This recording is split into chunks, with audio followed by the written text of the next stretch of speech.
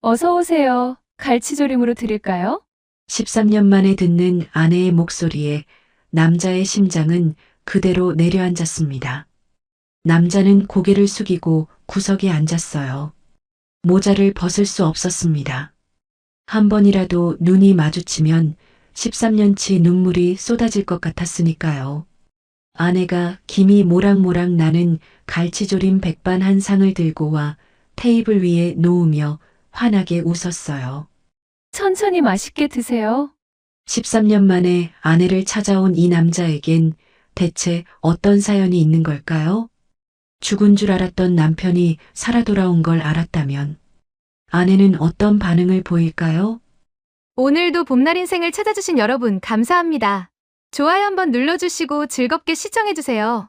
어떤 사람에겐 바다가 희망이고 어떤 사람에겐 바다가 무덤이 됩니다.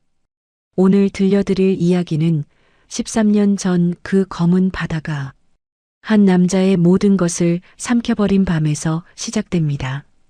강민호 32살, 서해안 끝자락, 작은 항구 도시 서진포에서 나고 자란 평범한 가장이었습니다.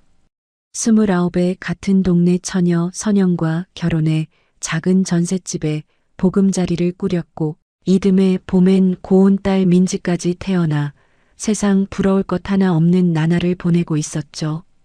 그런데 행복이란 건 때로 아무런 예고도 없이 발밑에서 무너져 내리는 법입니다. 민호가 형편이 어려운 친구의 사업 빚보증을 서준 건 순전히 의리 때문이었습니다. 형, 석 달이면 갚을 수 있어. 이름만 좀 빌려줘. 그 한마디를 차마 뿌리치지 못했던 거죠. 하지만 친구의 사업은 석 달은커녕 2달도 버티지 못하고 쓰러졌고 수천만 원의 빚더미가 고스란히 민호의 어깨 위로 쏟아져 내렸습니다.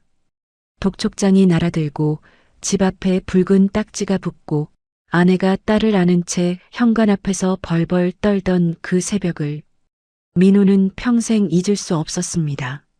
살 길은 단 하나뿐이었습니다. 먼 남쪽 바다 원양어선.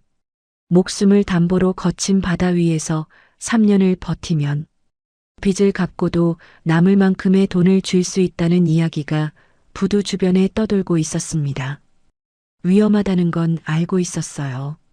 파도에 휩쓸려 돌아오지 못한 사람들의 이야기도 귀에 못이 박히도록 들었죠. 하지만 민호에게 선택지란 건 없었습니다. 아내와 갓난아기 딸이 길거리로 내몰리는 걸 두 눈 뜨고 지켜볼 수는 없었으니까요. 출항 전날 밤 민호는 잠든 민지의 볼에 입술을 대고 한참을 그렇게 서 있었습니다.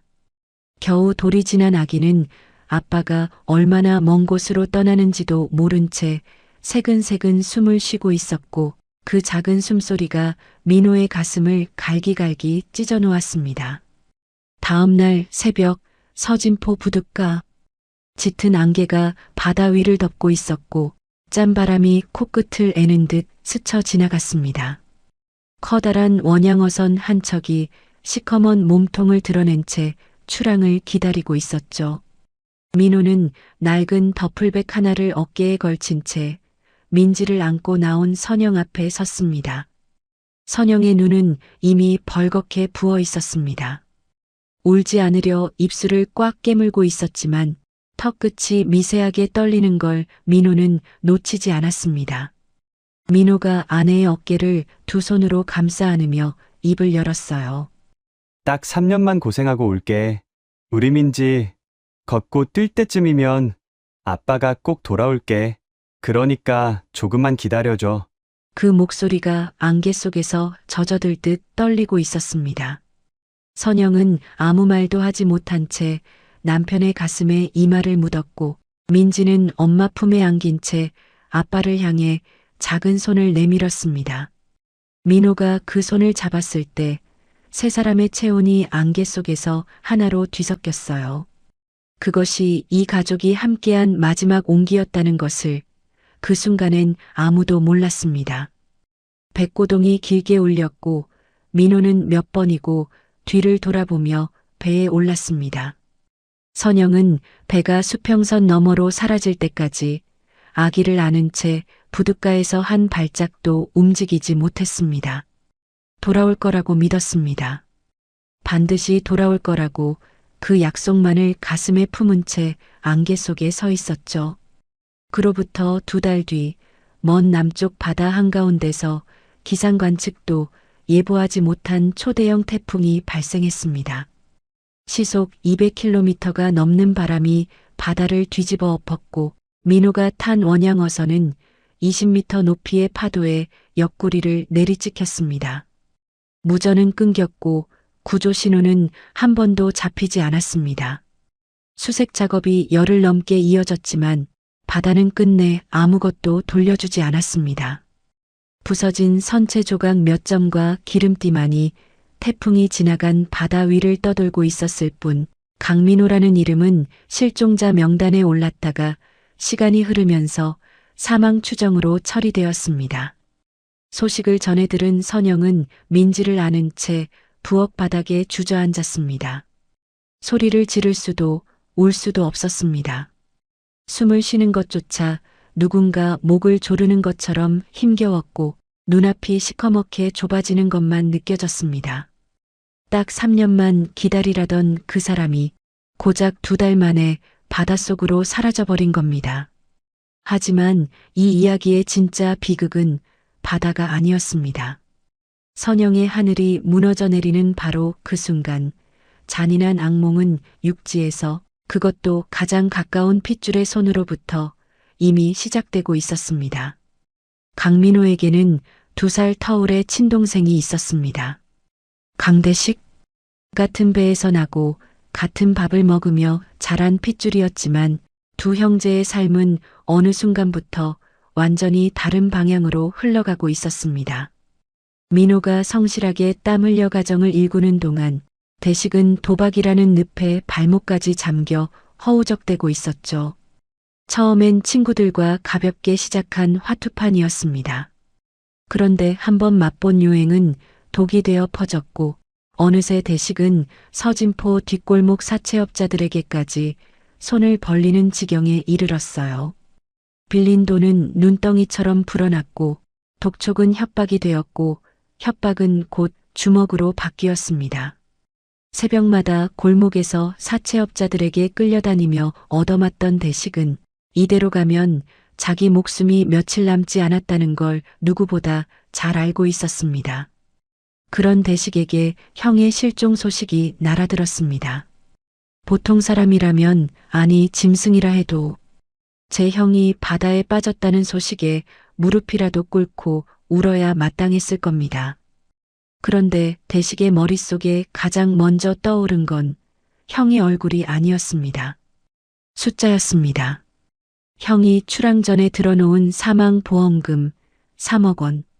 그 숫자가 머릿속에서 번쩍였어요. 사채업자들의 칼날 같은 독촉, 도망 다니느라 잠도 못 자던 지옥 같은 나날에서 빠져나올 수 있는 유일한 동아줄이 하늘에서 내려온 것이었죠. 하지만 문제가 있었습니다. 보험금 수령 1순위는 형수 선영이었으니까요. 선영이 버티고 있는 한 그 돈은 단 한 푼도 자기 손에 들어올 수 없었습니다. 대식은 이를 악물고 계획을 짰습니다. 그리고 며칠 뒤 형의 장례도 치르지 못한 채 멍하니 빈 방을 바라보고 있던 선영의 집 문을 두드렸습니다. 문을 열고 나온 선영의 얼굴은 이미 사람의 빛이 아니었습니다. 며칠째 밥을 먹지 못한 듯 볼이 쑥 꺼져 있었고 울다 지친 눈은 핏줄이 터져 벌겋게 물들어 있었습니다. 품에 안긴 민지만이 세상 모르게 잠들어 있었죠. 대식은 그런 형수 앞에서 단 한순간도 망설이지 않았습니다. 미리 준비해온 봉투에서 사진 한 장과 편지 한 통을 꺼내 선영이 앞에 탁 내밀었어요. 사진 속에는 민호로 보이는 남자의 옆에 낯선 젊은 여자가 팔짱을 끼고 서 있었고 편지에는 민호가 쓴 것처럼 꾸며진 글씨로 빼곡한 내용이 담겨 있었습니다. 물론 전부 대식이 위조한 것이었습니다. 대식이 사진을 손가락으로 톡톡 치며 소리를 질렀습니다. 형은 빚 갚기 싫어서 배 타는 척하고 이 여자랑 외국으로 도망가려다 사고 난 거야. 당신은 처음부터 버림받은 거야. 이 편지 봐. 형이 직접 쓴 거라고. 선영의 두 눈이 사진 위에 멈췄습니다. 손끝이 파르르 떨렸습니다. 남편이 죽었다는 것만으로도 세상이 끝난 것 같았는데 그 남편이 자신과 갓난아기 딸을 버리고 다른 여자와 도망치려 했다니. 가슴 한복판을 누군가 못으로 찍어 박는 것 같은 고통이 온몸으로 퍼져나갔습니다. 선영의 입술이 파랗게 질리더니 이윽고 힘없이 중심을 잃고 그 자리에 쓰러졌어요. 품에서 미끄러진 민지가 찬 바닥에 닿으며 울음을 터뜨렸지만 선영은 의식을 잃은 채 꼼짝도 하지 못했습니다. 대식은 바닥에 쓰러진 형수를 내려다보며 눈 하나 깜짝하지 않았습니다. 오히려 이 기회를 놓칠세라 발 빠르게 움직였죠. 선영이 정신을 차렸을 때 그녀의 손에는 아무것도 남아있지 않았습니다. 대식은 보험금 청구에 필요한 서류를 교묘하게 조작하여 3억 원을 모조리 자기 통장으로 빼돌렸고 거기에 더해 선영이 살던 전셋집에서까지 형수를 내쫓아버렸습니다. 행실 잘못해서 버림받았으면서 무슨 낯짝으로 우리 강씨네 집에 앉아 있어? 나가! 남편의 죽음과 남편에게 배신당했다는 거짓에 넋이 나가 있던 선영은 항변할 기력조차 없었습니다. 갓난아기를 가슴에 품고 옷까지 몇 벌을 비닐봉지에 쑤셔 넣은 채 문 밖으로 밀려난 그녀의 뒷모습을 대식은 끝내 한 번도 돌아보지 않았습니다. 그날 밤 대식은 3억 원을 쥐고 서진포 뒷골목 도박장의 문을 열었습니다. 형의 목숨과 바꾼 보험금, 형수의 눈물 위에 올라탄 그 더러운 돈이 초록색 도박 테이블 위로 흩뿌려지는 동안 서진포의 어느 허름한 고시원 한켠에서는 선영이 젖먹이 민지를 껴안은 채 소리 없이 벽을 물어뜯고 있었습니다. 남편에게 버림받고 시동생에게 내쫓기고 가진 것이라곤 아기 하나뿐인 29살 여자에게 그날 밤의 세상은 바다보다 더 깊고 캄캄한 구덩이 그 자체였습니다. 그날 이후 선영에게 낮과 밤은 전혀 다른 얼굴을 하고 찾아왔습니다. 밤이면 온 세상이 고시원 좁은 방 안으로 쪼그라들었습니다. 민지를 재우고 나면 어김없이 그 사진이 떠올랐습니다. 남편 옆에 서 있던 낯선 여자의 얼굴, 남편이 썼다는 그 편지의 글씨체. 이불을 입에 물고 가슴을 치며 울었습니다. 미워서 울고 그리워서 또 울었습니다. 당신이 정말 우릴 버린 거냐고, 그 약속은 다 거짓이었냐고 대답할 사람 없는 질문을 허공에 내뱉다 지쳐 쓰러지는 밤이 수백 번 반복되었습니다. 하지만 날이 밝으면 선영은 눈물 자국이 채 마르지 않은 얼굴을 대충 물로 씻고 문 밖으로 나섰습니다. 울고 있을 시간이 없었습니다. 품에 안긴 아기는 배가 고프면 울었고 기저귀가 젖으면 보챘고 열이 나면 온몸을 불덩이처럼 달구었습니다. 이 아이를 살리는 건 세상에 자기밖에 없다는 것을 선영은 뼈저리게 알고 있었습니다. 서진포 수산시장 뒷골목 식당들을 돌며 일자리를 구했습니다. 주방 보조, 설거지, 바닥 청소, 생선 손질. 남들이 고개를 돌리는 일이라면 선영은 오히려 손을 들었습니다. 새벽 4시에 일어나 시장 좌판에 얼음을 깔고 정오가 넘도록 무거운 생선 상자를 나르고 오후엔 식당 주방에 들어가 기름때 낀 그릇 수백 개를 닦았습니다.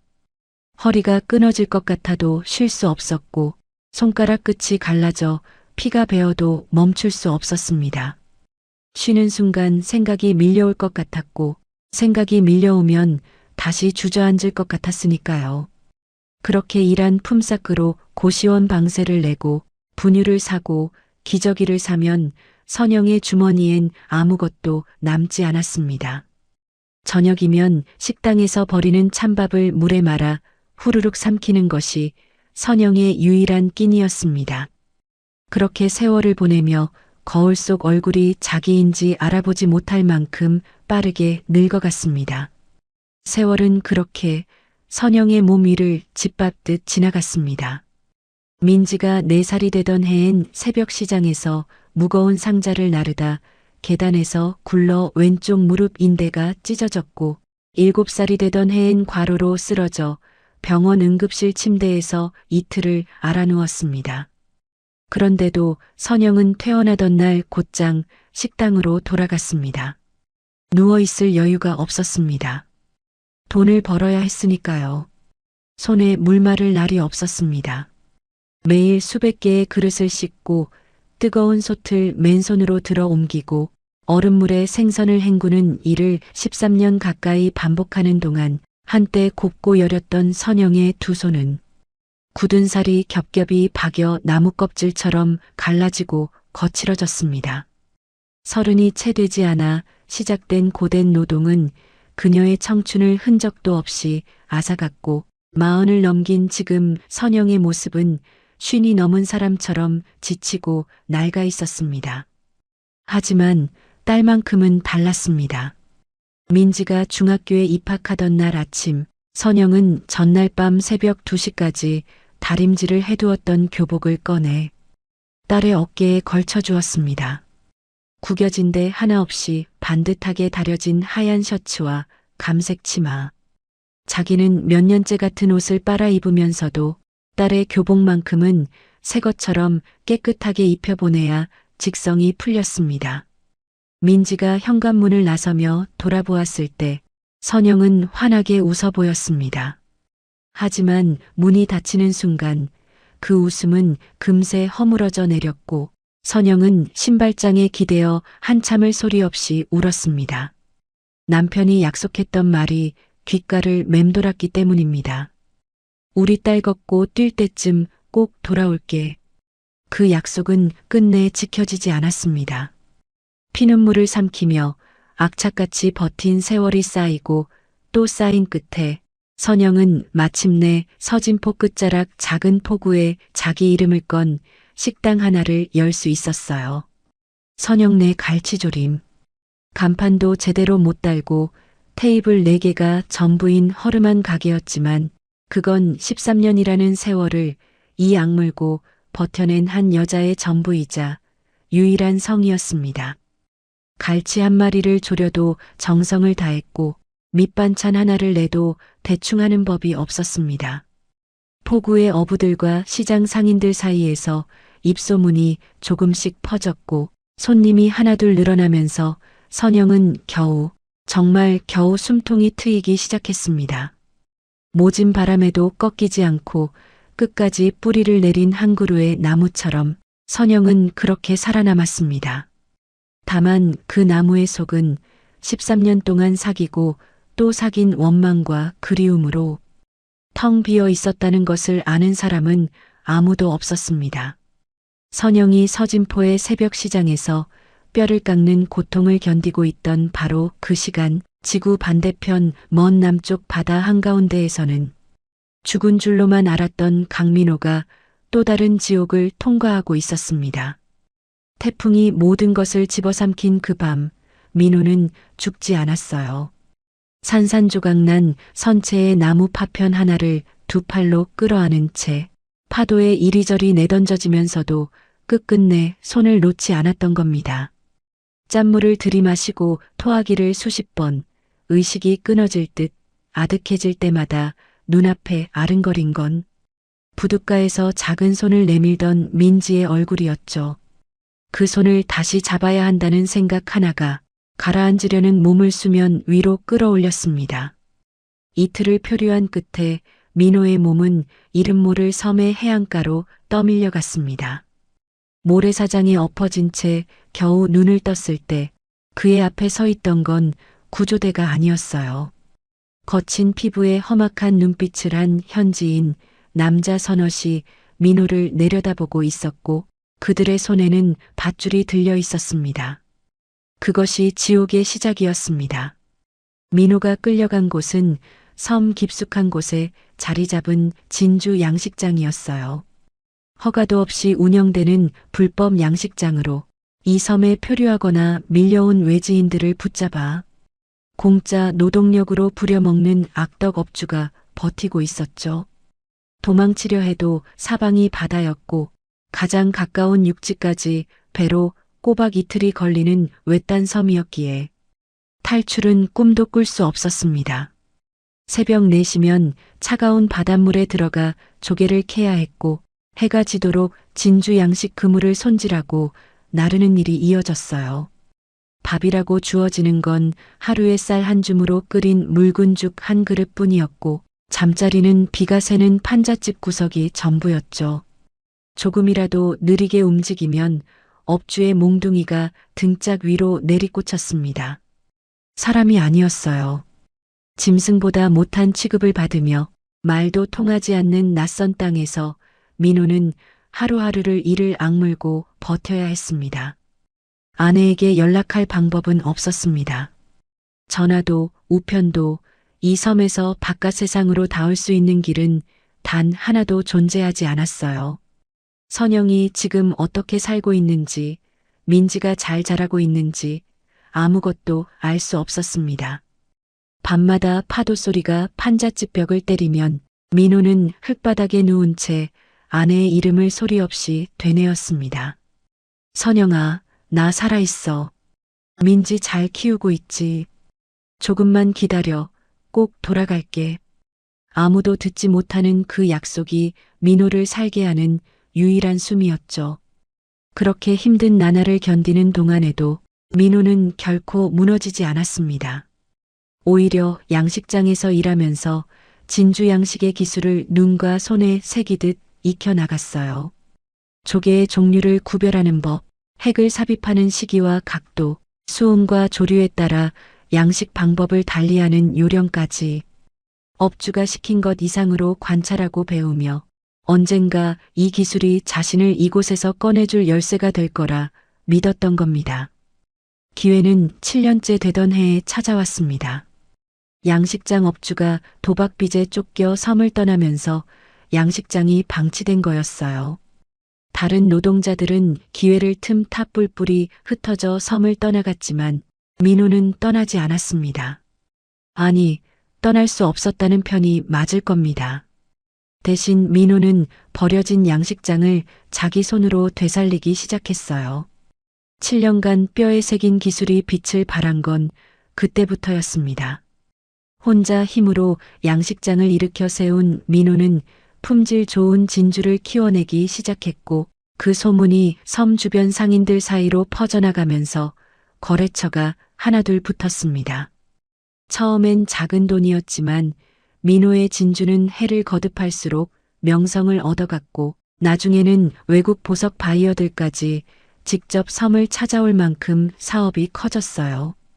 6년이란 세월이 더 흐르는 동안 민호의 손에는 100억 원이라는 상상조차 못했던 부가 쥐어져 있었습니다. 맨몸으로 표류의 노예처럼 끌려온 섬에서 13년이라는 시간을 통째로 갈아 넣어 일궈낸 기적이었죠. 하지만 민호에게 그 돈은 숫자에 불과했습니다. 100억이 아니라 1000억이 있어도 아내와 딸 없이는 아무 의미가 없었으니까요. 여권과 신분을 되찾은 민호는 단 하루도 지체하지 않았어요. 양식장 관리를 현지 직원에게 맡기고 가장 빠른 비행기 표를 끊었습니다. 13년 만에 고국행, 비행기 창밖으로 먼 남쪽 바다의 푸른 수평선이 점점 멀어지고 있었습니다. 민호는 창에 이마를 기댄 채 조용히 눈을 감았어요. 주름 깊이 팬 얼굴 위로 눈물 한 줄기가 흘러내렸습니다. 선영아, 내가 간다. 그 한마디를 13년 동안 수만 번 되뇌었을 그 남자가 드디어 하늘 위에서 고향을 향해 날아가고 있었습니다. 13년 만에 밟은 고국의 땅은 민호가 기억하던 그곳이 아니었습니다. 공항을 빠져나온 민호는 가장 먼저 서진포로 향했어요. 자신이 나고 자란 동네, 아내와 딸을 남겨두고 떠났던 바로 그 항구 도시. 하지만 택시 창밖으로 스쳐 지나가는 거리는 낯설기만 했습니다. 13년이라는 세월이 건물도 간판도 골목의 생김새까지 몽땅 바꿔놓은 거였죠. 변하지 않은 건 바다 냄새뿐이었습니다.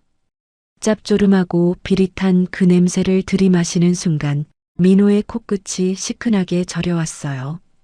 가장 먼저 옛 전셋집을 찾아갔지만 이미 다른 사람이 살고 있었습니다. 동네 사람들에게 물어봐도 선영과 민지의 행방을 아는 이는 없었어요. 오래전에 이사 갔다는 말만 어렴풋이 돌아올 뿐이었죠. 민호는 발품을 팔며 이틀 동안 서진포 곳곳을 뒤졌고 관공서를 찾아다니며 수소문을 이어갔습니다. 그리고 사흘째 되던 날 민호는 자신이 상상조차 못했던 진실과 마주하게 되었어요. 옛 동네 이장을 수소문 끝에 만난 자리에서였습니다. 머리가 하얗게 센 이장은 민호의 얼굴을 한참 들여다보다 소스라치게 놀라며 입을 열었어요. 세상에, 민호 아니가. 네 죽은 줄 알았는데. 네 동생 대식이가 보험금 타갔잖아. 그 뒤로 네 처가 애기 하나 달랑 안고 쫓겨났다고 동네에 소문이 파다했어. 그 말이 귀에 꽂히는 순간 민호의 두 다리에서 힘이 빠져나갔습니다. 자기를 죽은 사람으로 만들어 보험금을 빼돌린 것도 동생이었고 아내를 집에서 내쫓은 것도 동생이었다니. 이장의 입에서 흘러나오는 이야기를 들을수록 민호의 눈앞이 벌겋게 물들었어요. 주먹이 부르르 떨렸고 어금니가 부서질 만큼 턱에 힘이 들어갔습니다. 이장은 한숨을 내쉬며 말을 이었어요. 선영이 갓난아기를 안고 고시원을 전전하며 온갖 막노동을 했다는 것, 몸이 망가지도록 일해서 겨우 포구 끝자락에 작은 식당 하나를 열었다는 것, 그리고 지금까지도 남편에 대한 원망을 가슴에 품은 채 혼자 딸을 키우고 있다는 것까지. 동네 사람들이 네 욕을 얼마나 했는지 아나. 다른 여자랑 도망가려다 죽은 놈이라고. 네 처가 그 원망을 삼키면서 13년을 버틴 거라고. 다른 여자. 도망. 그 말이 민호의 가슴에 대못처럼 박혔습니다. 선영이 13년간 남편을 미워하며 살아온 그 세월 전부가 동생의 거짓말 위에 세워진 것이었다는 뜻이었죠. 민호는 이장의 집을 나와 한참을 걸었습니다. 어디로 가는지도 모른 채 포구 쪽으로 발을 옮기다 방파제 끝에 서서 바다를 내려다보았어요. 13년 전 자신을 삼켰던 바다와 같은 빛깔이었습니다. 가슴속에서 뜨거운 것이 치밀어 올랐지만 민호는 이를 꽉 깨물고 삼켰습니다. 지금 당장 뛰어가서 아내를 끌어안고 싶었어요. 대식의 멱살을 잡고 모든 걸 밝히고 싶었습니다. 하지만 민호는 스스로를 붙잡았어요. 섣불리 나서면 안 된다는 것을 본능적으로 알고 있었던 겁니다. 13년 동안 남편을 배신자로 믿어온 아내가 갑자기 나타난 남편을 받아들일 수 있을지, 대식이 도망치지는 않을지, 진실의 밑바닥까지 두 눈으로 직접 확인하고 빠져나갈 구멍 하나 없이 모든 것을 밝혀야 했습니다. 민호는 묵고 있던 호텔로 돌아왔어요. 옷장에 걸린 최고급 맞춤 정장을 한참 바라보다 조용히 옷걸이에서 내렸습니다. 그리고 그 정장을 옷장 깊숙이 밀어넣은 뒤 호텔 근처 재래시장을 돌며 가장 낡고 해진 옷가지를 골랐어요. 13년 전 원양어선에 올랐을 때 입었던 것보다 더 초라한 차림이었습니다. 거울 앞에 선 민호는 낡은 모자를 푹 눌렀었어요. 거울 속에 비친 건 100억 자산가가 아니라 세상 어디에도 갈 곳 없는 떠돌이 한 사람이었습니다. 주름 깊이 팬 얼굴에 흉터까지 남아있으니 13년 전에 강민호를 알아볼 사람은 아무도 없을 거였죠. 해가 뉘엿뉘엿 기울던 늦은 오후, 민호는 포구 끝자락의 좁은 골목을 따라 천천히 걸었습니다. 바닷바람에 실려오는 생선 굽는 냄새, 갈매기 울음소리, 파도가 방파제를 때리는 둔탁한 소리. 그 모든 것이 코끝과 귓가를 적시는 사이 골목 끝에 허름한 간판 하나가 보였어요. 선영네 갈치조림.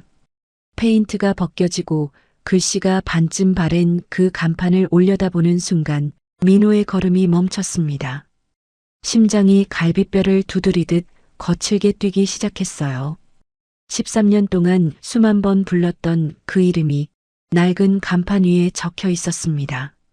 민호는 떨리는 손으로 식당 문을 조심스럽게 열었습니다. 삐걱 하는 소리와 함께 유리문이 열리자 식당 안의 시선이 일제히 입구로 쏠렸습니다. 늦은 오후 서너 테이블에 손님이 앉아있던 작은 식당에 들어선 건 행색이 남루하기 짝이 없는 남자 한 사람이었어요. 낡은 점퍼에 무릎이 해진 바지, 달티 다른 모자를 푹 눌러 쓴 그 모습은 영락없이 길에서 잠을 자는 사람처럼 보였죠. 남자는 아무 말 없이 식당 가장 안쪽 구석 자리에 몸을 웅크리듯 앉았어요. 고개를 숙인 채 두 손을 테이블 위에 가지런히 올려놓았는데 그 손등 위로 오래된 흉터와 갈라진 피부 자국이 얼기설기 엉켜 있었습니다. 그때 주방 안쪽에서 기름 냄새를 묻힌 앞치마를 두른 선영이 나왔어요. 어머, 손님 한 분 더 오셨나 보네. 선영은 물컵을 들고 구석 자리로 다가가다 멈칫했습니다. 남자의 행색이 눈에 들어온 거였죠. 다른 손님들처럼 인상을 쓸 만도 했지만 선영의 시선은 남자의 잔뜩 굽은 어깨 위에 머물렀어요. 앞으로 웅크린 그 등이 세상의 무게를 혼자 짊어진 사람의 것이라는 걸 선영은 알아보았습니다. 자기도 그렇게 등을 구부리고 13년을 살아왔으니까요. 선영의 눈이 남자의 손등 위로 내려갔습니다. 상처투성이에 굳은 살이 박힌 그 손, 바닷일을 하는 사람의 손이었어요. 그물에 베이고 소금물에 절여지고 거친 밧줄에 까이며 만들어진 손. 그 손을 보는 순간 선영의 가슴 한구석이 까닭 모르게 저릿하게 저려왔습니다. 13년 전 부둣가에서 마지막으로 잡았던 남편의 손이 자꾸만 겹쳐 보였던 거예요. 그때는 아직 젊고 부드러웠던 민호의 손. 그 사람도 바다 위에서 이런 상처를 입었었는데 파도에 치이고 소금물에 쓸리며 이렇게 거칠어졌었는데 밉다고 원망한다고 평생 용서하지 않겠다고 이를 악물면서도 문득문득 그리움이 칼날처럼 스치는 순간이 있었습니다. 한밤중에 파도 소리가 들려올 때 딸이 아빠가 뭐하는 사람이었어? 하고 물어올 때 그리고 지금처럼 바다 사람의 등을 볼 때 선영은 물컵을 테이블에 내려놓고 주방으로 돌아갔어요. 그리고 냉장고에서 가장 크고 살이 오른 갈치를 꺼내 들었습니다. 물을 도톰하게 썰고 양념을 정성스럽게 끼얹어 뚝배기에 올린 뒤 불 앞에서 한참을 지켰습니다. 국물이 보글보글 끓어오르며 매콤한 향이 주방 가득 퍼질 때까지 선영은 그 자리를 떠나지 않았어요. 김이 모락모락 피어오르는 갈치조림 한 상을 쟁반에 담아 구석 자리로 가져간 선영은 남자 앞에 조심스럽게 상을 내려놓았습니다. 갈치조림에 따끈한 밥 한 공기, 반찬 서너 가지까지 정갈하게 차린 한 상이었어요. 남자가 모자 아래로 고개를 살짝 들어 상을 바라보는 것이 느껴졌지만 선영은 그 얼굴을 자세히 들여다보지 못했습니다. 대신 떨리는 목소리로 한마디를 건넸어요. 바다일 하시나 봐요. 저희 남편도 바다에서 일해서 손이 그렇게 거칠었었는데 맛있게 드세요. 그 말은 미움 속에서도 끝끝내 지워지지 않았던 한 여자의 그리움이었습니다. 원망한다고 입버릇처럼 되뇌면서도 정작 길에서 초라한 행색의 남자를 보면 혹시 우리 남편도 저렇게 다니고 있는 건 아닐까 하고 가슴이 무너지는 차마 떨쳐낼 수 없는 미련이었던 거죠. 모자를 푹 눌러 쓴 남자는 숟가락을 들지 못했습니다. 선영이 돌아서는 것을 확인하고 나서야 남자의 어깨가 미세하게 흔들리기 시작했어요. 모자 아래로 굵은 눈물 한 방울이 뚝 떨어져 하얀 밥 위에 번졌고 이어서 두 방울, 세 방울이 갈치조림 국물 위로 소리 없이 퍼져나갔습니다. 13년을 기다렸던 아내의 목소리. 13년 동안 흙바닥에 누워 되뇌던 그 이름의 주인이 불과 2걸음 앞에서 자기를 위해 밥을 차려주고 있었던 겁니다. 미워하면서도 걱정하고 원망하면서도 그리워하는 그 마음을 어떻게 감당해야 할지 민호는 알 수 없었어요. 숟가락을 쥔 손이 멈추지 않고 떨렸고 눈물이 범벅이 된 밥을 한 숟갈 떠서 입에 넣는 순간 민호는 간신히 터져 나오려는 울음소리를 삼켰습니다. 갈치조림의 맛은 13년 전 아내가 좁은 부엌에서 끓여주던 그 맛과 똑같았어요. 아무것도 변하지 않았습니다. 세월이 선영의 얼굴에서 청춘을 앗아가고 두 손을 나무껍질처럼 거칠게 만들어 놓았지만 밥 한 그릇에 담기는 그 사람의 마음만큼은 13년 전이나 지금이나 한 톨도 달라지지 않았던 거였죠. 민호는 모자를 더 깊이 눌러 쓴 채 눈물을 훔치고 또 훔치며 그 한 상을 끝까지 비웠습니다. 민호가 눈물을 삼키며 마지막 숟가락을 내려놓았을 때 식당 안에는 조용한 저녁 공기가 흐르고 있었습니다. 퇴근길 손님 2명이 남아 갈치조림을 먹고 있었고 선영은 주방에서 설거지를 하며 콧노래까지는 아니어도 한결 편안한 얼굴을 하고 있었죠. 구석자리에 낯선 남자가 밥을 깨끗이 비워준 것이 까닭 모르게 마음을 놓이게 했던 거예요. 그 고요를 산산조각 낸 건 식당 유리문을 벽에 부딪힐 기세로 벌컥 열어젖힌 한 남자였습니다. 강대식? 술 냄새를 온몸에 두르고 비틀거리며 들어선 그는 충혈된 눈으로 식당 안을 휘둘러 보았어요. 13년 전 형의 보험금 3억을 쥐고 도박장으로 향했던 그 남자는 그 돈을 탕진한 것도 모자라 또다시 빚더미에 올라앉아 형수에게까지 손을 벌리러 온 것이었죠. 대식이 카운터를 향해 비틀비틀 다가가며 다짜고짜 선영을 향해 손가락질을 해댔어요. 야, 형수, 돈 내놔. 지금 나 급한 거 알잖아. 얼마 안 돼, 500이면 돼. 안 그러면 이 가게 내가 엎어버릴 줄 알아? 선영의 얼굴이 순식간에 하얗게 질렸습니다. 설거지를 하던 손에서 그릇이 미끄러져 싱크대에 부딪히며 소리를 냈어요. 남아있던 손님들이 불안한 눈으로 서로를 바라보았고 한 사람은 슬그머니 자리에서 일어나 밖으로 빠져나갔습니다. 선영이 젖은 손을 앞치마에 훔치며 주방 밖으로 나왔어요. 입술이 파르르 떨렸지만 이건 처음 겪는 일이 아니었습니다. 대식은 몇 달에 한 번씩 이렇게 술에 절어 찾아와 행패를 부리곤 했으니까요. 선영은 떨리는 목소리를 겨우 붙잡아 입을 열었습니다. 삼촌, 도대체 우리한테 왜 또 이러는 거예요? 제가 돈이 어디 있어요? 여긴 나하고 민지가 먹고 살 자리인데 제발 그만 좀 해주세요. 눈물이 그렁그렁 맺힌 채 애원하는 형수의 모습에 보통 사람이라면 양심이라도 찔렸을 겁니다. 하지만 대식은 콧방귀를 뀌더니 옆에 있던 의자를 발로 걷어찼어요. 쇠다리가 바닥을 긁으며 귀청을 찢는 소리가 좁은 식당 안에 울려 퍼졌고 남아있던 마지막 손님마저 황급히 자리를 떴습니다. 대식이 선영의 코앞까지 다가가며 술 냄새 가득한 입을 열었어요. 장사하는데 돈이 왜 없어? 그리고 말이야, 형이 다른 여자랑 도망간 것도 다 네가 궁상 맞아서 그런 거 아니야? 맨날 찡찡거리고 돈도 못 벌고 그러니까 형이 질려서 도망간 거라고. 네 팔자가 그런 거지 누굴 원망해. 그동안 가슴 깊이 박혀있던 상처를 맨손으로 후벼 파는 말이었습니다. 선영의 눈에서 참고 있던 눈물이 뚝 떨어졌어요. 입술을 깨물어 봐도 주먹을 쥐어 봐도 그 말 앞에선 어떤 반박도 목구멍에서 올라오지 않았습니다.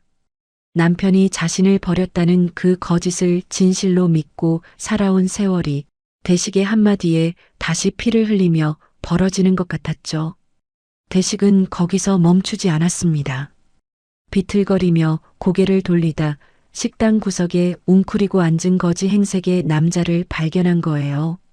모자를 푹 눌러 쓰고 고개를 숙인 채 미동도 없이 앉아 있는 그 남자를 대식은 턱으로 가리키며 비웃듯 소리쳤습니다. 아, 봐라.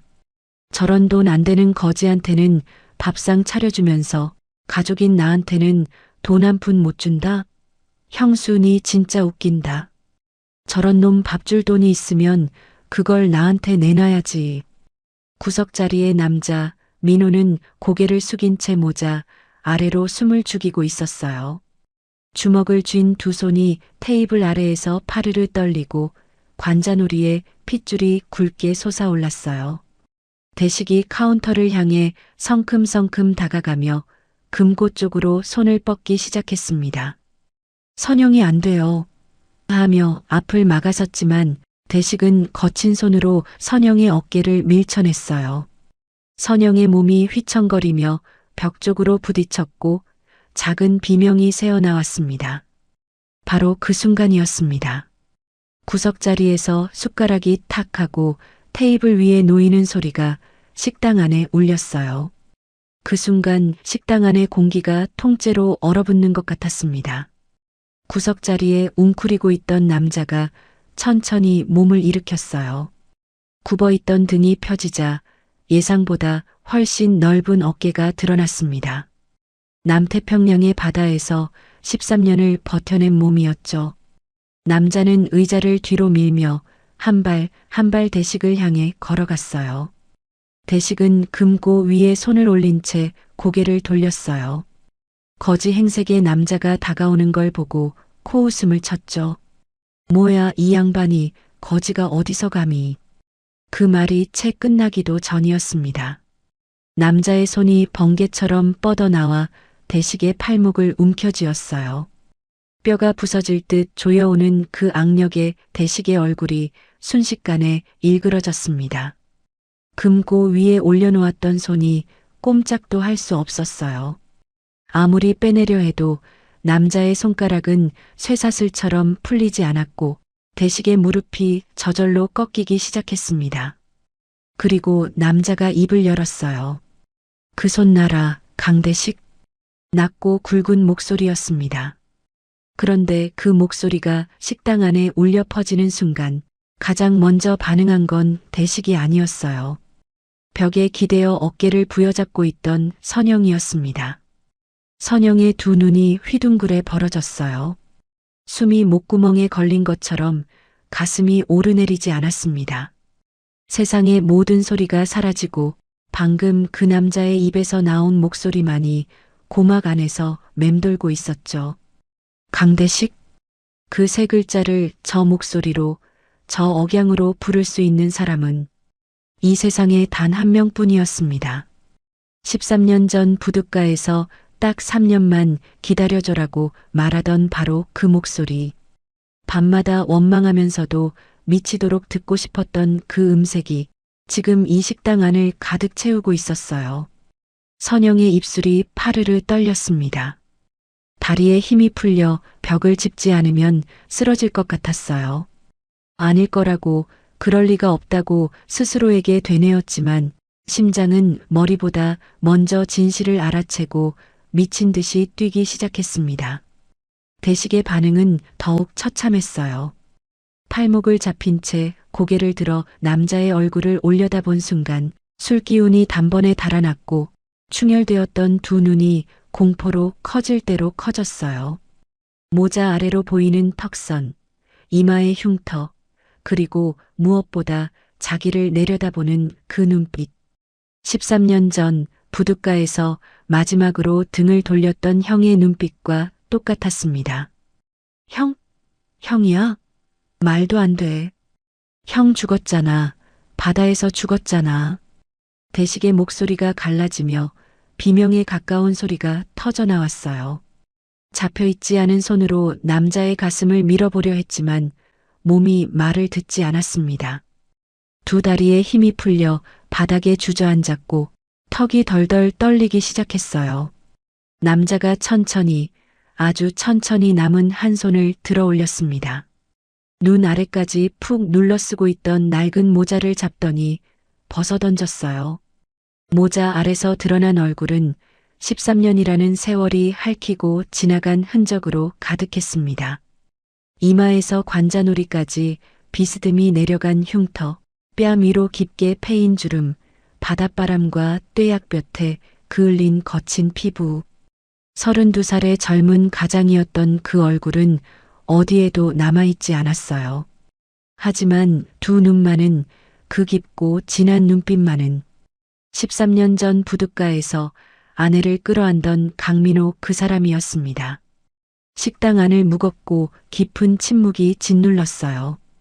형광등 불빛 아래 13년 만에 세상에 드러난 강민호의 얼굴 위로 눈물 한 줄기가 천천히 흘러내렸습니다.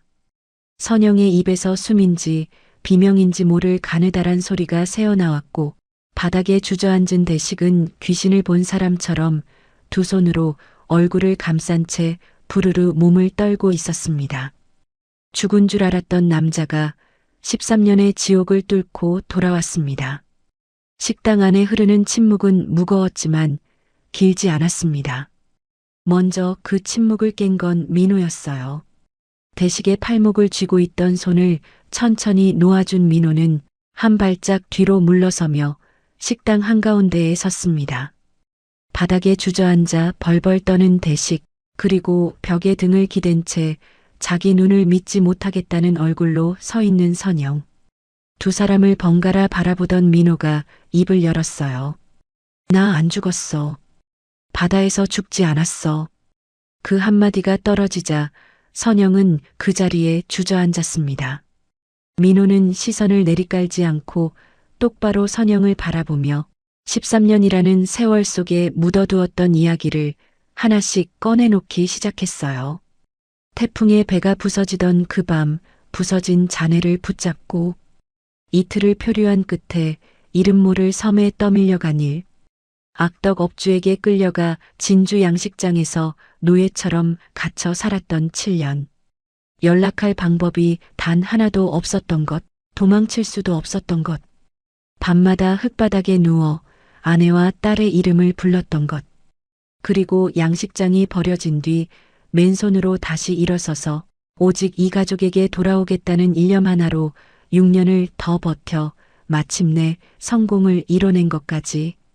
민호의 이야기가 이어지는 동안 선영의 얼굴 위로 감정이 겹겹이 밀려들었습니다. 경악, 혼란, 그리고 서서히 번져오는 어떤 깨달음. 두 손으로 입을 틀어막은 채 눈물이 쉴 새 없이 흘러내렸어요. 민호가 대식을 향해 고개를 돌렸습니다. 바닥에 엎드리다시피 주저앉아 있는 동생의 꼴을 내려다보는 민호의 눈빛은 연민도, 분노도 아닌 그 모든 것을 이미 지나온 사람의 것이었어요. 대식아, 이제 형수한테 말해. 네가 뭘 했는지. 대식은 고개를 들지 못했습니다. 온몸이 사시나무처럼 떨리고 있었고 바닥을 짚은 두 손가락이 허옇게 질려 있었어요. 민호의 목소리가 한 톤 더 가라앉았습니다. 내가 다른 여자랑 도망치려 했다고? 형수 몰래 보험금을 빼돌리고 우리 민지까지 길바닥에 내쫓은 게 네 짓이라는 거 내가 다 알고 있어. 그 순간 선영의 입에서 터져나온 건 비명도 울음도 아닌 숨이 끊어지는 듯한 신음이었습니다. 그게 무슨 소리야? 다른 여자랑 도망간 거 아니었어? 그러면 그 편지, 그 사진이 전부 거짓이었다는 거예요? 선영이 떨리는 손으로 바닥을 짚으며 민호를 올려다보았어요. 13년 동안 가슴에 못을 박고 살아온 그 원망, 밤마다 이불을 물어뜯으며 삼켰던 그 배신감, 사진 속 모습을 밤마다 생각하며 부들부들 떨었던 그 모든 세월이 시동생의 거짓말 위에 세워져 있었다는 것을 깨닫는 순간이었죠. 선영은 두 손으로 얼굴을 감싸 쥐고 주저앉은 채 오열했습니다. 소리가 목구멍을 찢듯 터져나왔어요. 13년간 삼키고 또 삼켜왔던 것들이 한꺼번에 쏟아져 나오는 울음이었습니다. 미워해서 미안한 건지 속아서 억울한 건지, 살아 돌아와서 다행인 건지, 그 모든 감정이 뒤엉켜 선영의 온몸을 뒤흔들었어요. 대식이 바닥에 이마를 박으며 울부짖기 시작했습니다. 형, 잘못했어. 제발 살려줘, 형. 그때 내가 미쳐 있었어.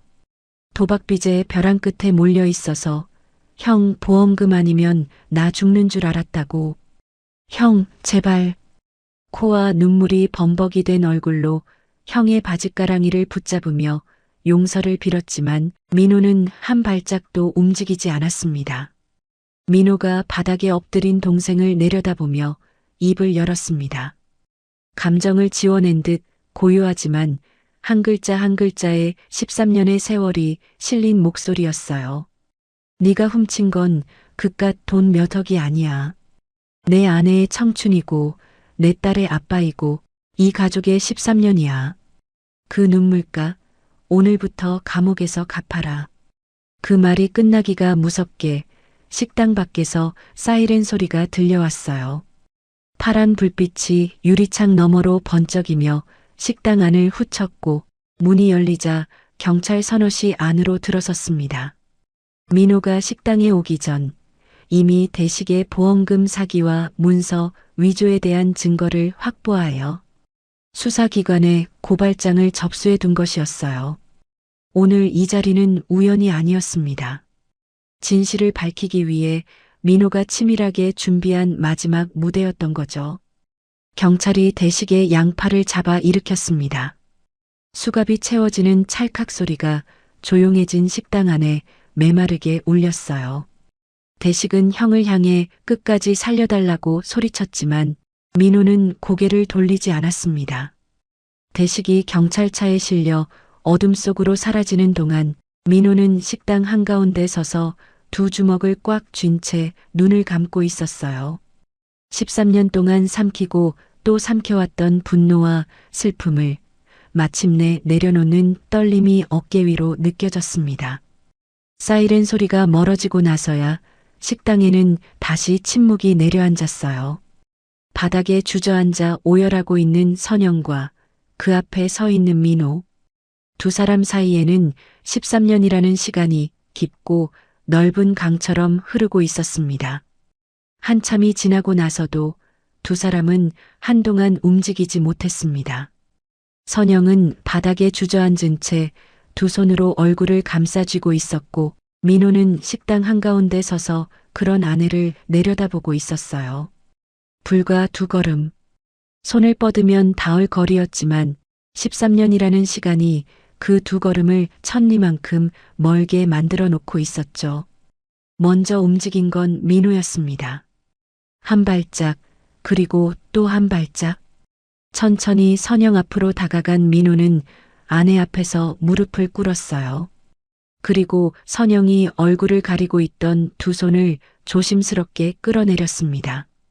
그 손이 눈에 들어오는 순간 민호의 얼굴이 일그러졌어요. 굳은 살이 겹겹이 박이고 갈라지고 나무 껍질처럼 거칠어진 아내의 손. 13년 전 부둣가에서 마지막으로 잡았을 때는 작고 부드럽기만 했던 그 손이 자신이 없는 세월을 온몸으로 버텨내느라 이렇게 변해버린 것이었죠. 민호는 그 거친 두 손을 잡고 그 자리에서 오열했습니다. 내가 늦어서 미안해. 당신을 이 지옥에 혼자 두고 우리 민지한테 아빠 한 번 못 해주고 내가 정말 미안해. 100억 자산가라는 이름이 무색하게 아내 앞에 무릎을 꿇고 어린아이처럼 울고 있는 남자. 그 모습을 바라보던 선영의 입술이 한참을 떨리다 이윽고 터질 듯 참아왔던 울음이 목구멍을 뚫고 쏟아져 나왔어요. 당신, 진짜 당신이잖아. 왜 이제야 온 거야? 선영은 민호의 낡은 옷깃을 두 손으로 부여잡았습니다. 밀어내야 할지 끌어안아야 할지 몰라 떨리는 두 손이 옷깃 위에서 갈피를 잡지 못했어요. 13년을 미워했고 13년을 원망했고 13년을 저주했던 사람이 눈앞에 살아 돌아와 무릎을 꿇고 있었습니다. 그 세월의 무게가 한꺼번에 가슴 위로 무너져 내리는 것 같았죠. 하지만 밀어내는 대신 선영의 두 손은 옷깃을 쥔 채 민호의 가슴으로 파고들었습니다. 이마를 남편의 어깨에 묻고 소리내어 울었어요. 한 번도 내보내지 못했던 울음이었습니다. 남편이 죽었을 때도, 배신당했다고 믿었을 때도, 새벽 시장에서 쓰러졌을 때도 꾹꾹 눌러 삼키기만 했던 13년치 눈물이 한꺼번에 터져 나오고 있었죠. 민호는 아내의 등을 감싸 안은 채 자기도 멈출 수 없는 눈물을 쏟았어요. 두 사람의 울음소리가 허름한 식당 안을 가득 채웠고 바다에서 불어오는 저녁바람이 열린 유리문 사이로 스며들어 두 사람의 어깨를 감싸 안았습니다. 얼마나 그렇게 울었을까요? 식당 유리문이 다시 열리는 소리가 났습니다. 후다닥 뛰어들어온 건 교복 차림에 운동화 끈도 제대로 묶지 못한 채 달려온 한 소녀였어요. 이웃집 아주머니에게서 니네 엄마 식당에 경찰이 왔다는 말을 듣고 숨이 턱에 차도록 뛰어온 것이었죠. 민지였습니다. 갓난아기였던 그 아이가 어느새 엄마의 어깨까지 키가 자란 중학생이 되어 있었어요. 민지는 헐떡이며 식당 안을 둘러보다 바닥에 무릎을 꿇고 앉아 엄마를 안고 있는 낯선 남자와 눈이 마주쳤습니다. 남루한 옷차림에 흉터가 있는 얼굴. 하지만 민지의 시선은 그 남자의 눈에서 떠나지 못했어요. 엄마가 밤마다 꺼내보다 서랍 깊숙이 숨겨두던 낡은 사진 속 젊은 아빠의 눈과 같은 빛이 거기 있었으니까요. 선영이 눈물에 젖은 얼굴을 들어 딸을 바라보며 떨리는 목소리로 말했습니다. 민지야, 아빠야. 네 아빠가 돌아왔어. 민지의 눈이 크게 떨렸어요. 한 번도 불러본 적 없는 그 호칭이 입안에서 맴돌았습니다. 돌아가셨다고 들었고 한 번만이라도 만나고 싶다고 빌었던 그 사람이 지금 눈앞에 있었어요.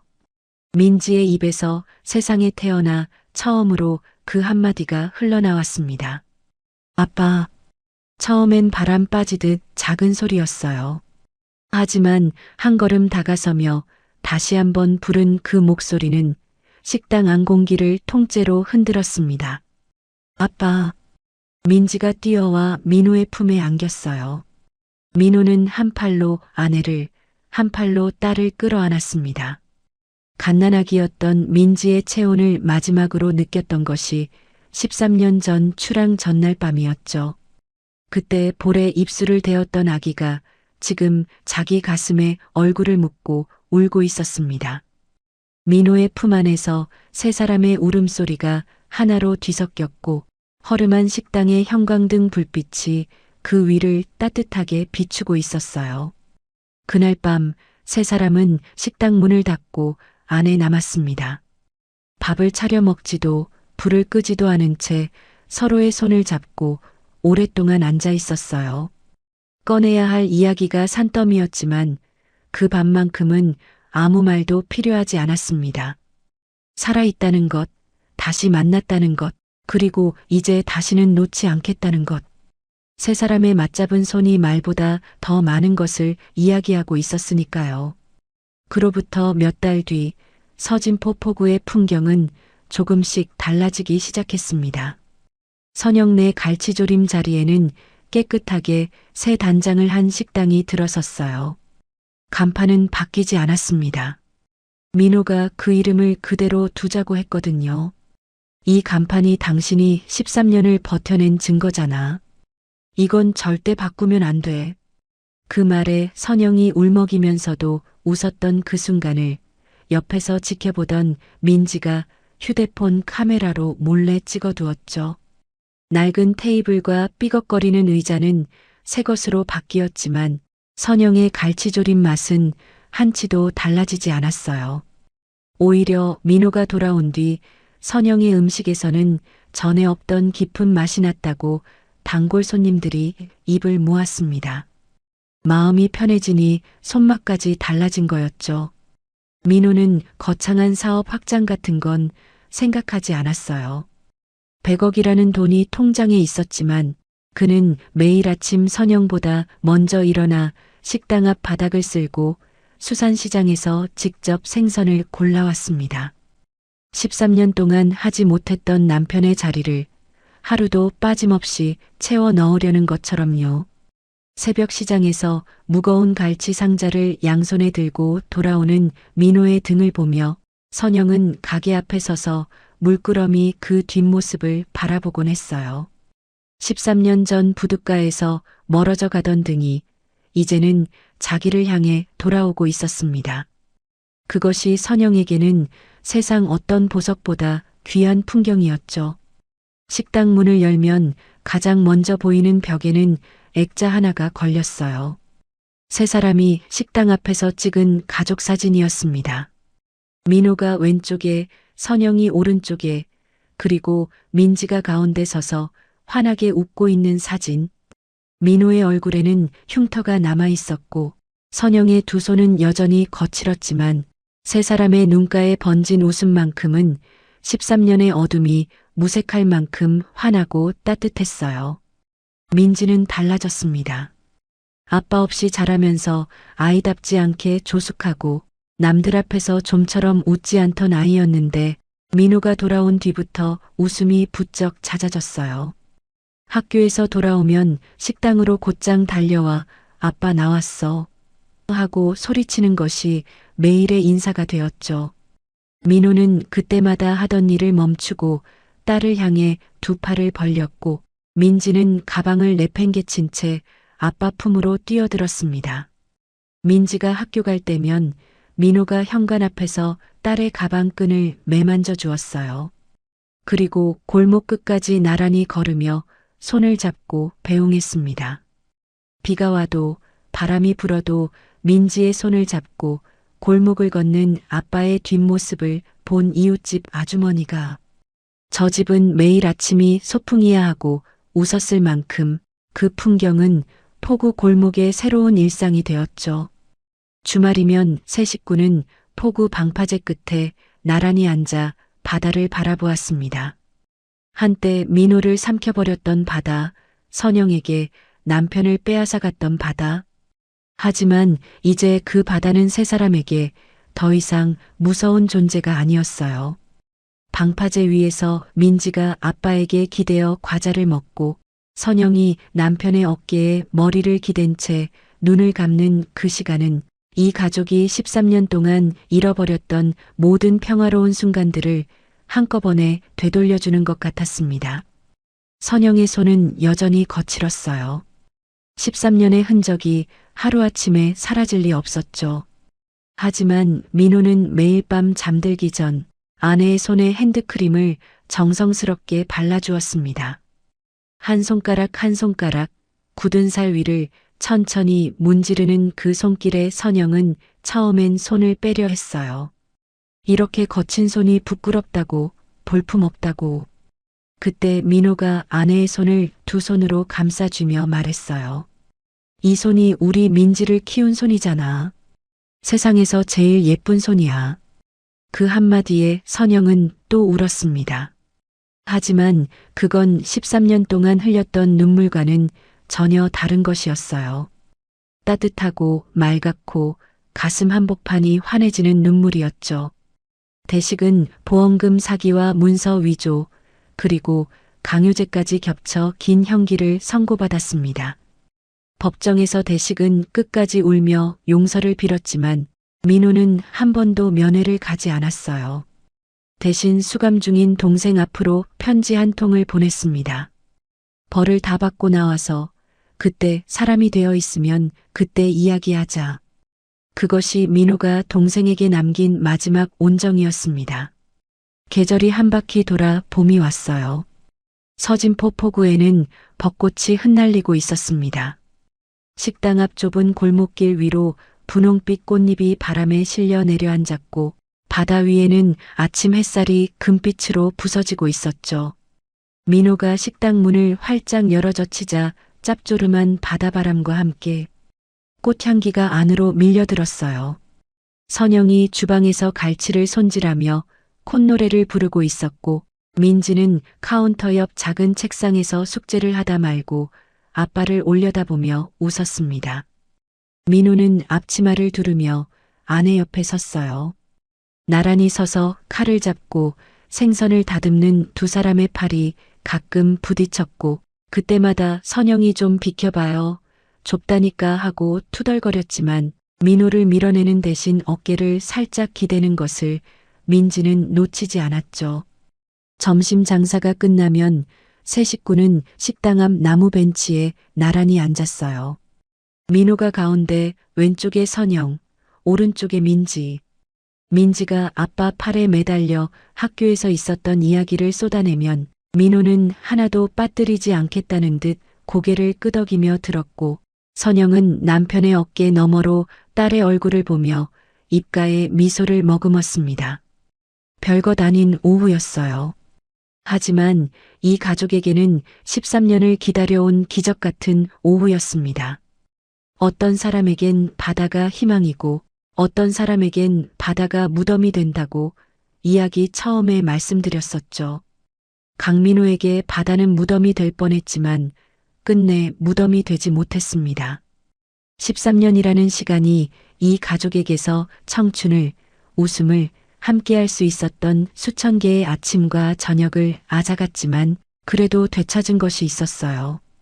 거칠어진 두 손을 맞잡고 나란히 앉을 수 있는 오늘, 딸이 아빠하고 부를 수 있는 내일, 그리고 식당 앞 벚꽃 아래에서 함께 봄바람을 맞을 수 있는 이 순간. 서진포 포구의 작은 식당, 선영인의 갈치조림 앞에는 오늘도 봄바람이 불고 있었습니다. 그리고 그 바람 속에서 마침내 찾아온 이 가족의 봄날은 어제보다 조금 더 따뜻하게, 조금 더 환하게 피어나고 있었습니다. 끝까지 시청해주셔서 감사합니다. 오늘의 이야기가 마음에 남으셨다면 구독과 좋아요 부탁드려요. 그리고 13년 만에 다시 만난 민호와 선영이 두 사람에게 응원의 말씀을 댓글로 남겨주세요. 여기는 봄날 인생입니다.